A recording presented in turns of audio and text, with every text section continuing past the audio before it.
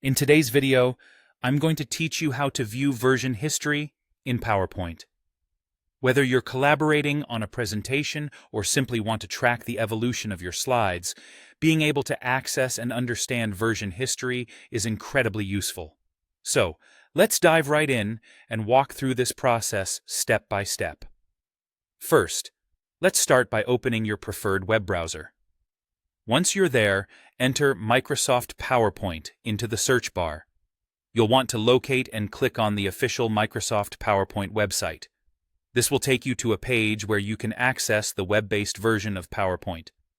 Once you're on the site, you'll need to log in with your Microsoft account credentials. If you don't have an account yet, it's easy to set one up by following the prompts on the website. Having an account not only helps you save your work to the cloud, but also makes collaboration a breeze.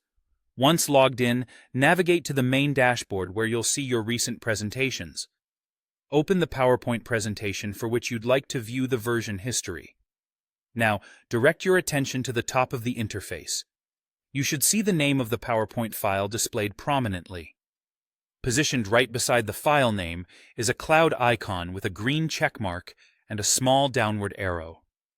Clicking this arrow will reveal where your file is stored.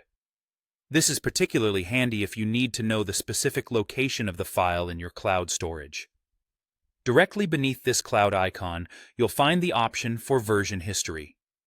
This feature might not seem immediately obvious, but it's right there waiting to assist you. Go ahead and click on version history.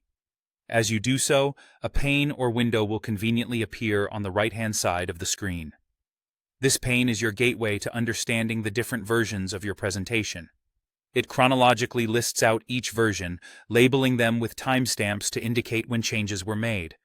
From this version history pane, you have the flexibility to select any version you wish to review. When you click on a version, PowerPoint will open it in a read-only format in a separate window, allowing you to compare changes without the risk of altering past versions inadvertently. Reviewing these previous versions can give you insights into how your project has developed over time and is particularly useful if you need to revert to an earlier version. And there you have it. By following these straightforward steps, you can confidently access the version history of your PowerPoint presentations. It's a fantastic feature for keeping track of edits and ensuring your work progresses smoothly. Thank you for watching, and I hope this has been helpful in mastering PowerPoint's version history feature.